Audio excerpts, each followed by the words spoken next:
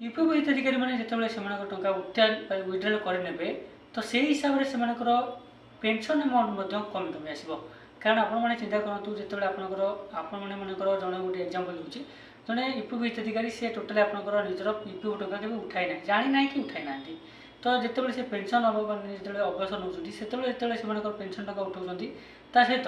जितेबाला भी पेंशन पाइबा आवेदन कर मानने अमाउंट हिसाब से कैलकुलेसन होगी अधिक पेंशन से मिलता है। किंतु जिते आप यूपीएफ टंका आपने रेगुलर विड्रल करेंगे आपने जानते आप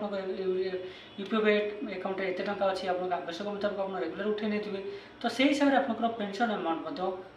रिटायरमेंट टाइम कमी कमी जा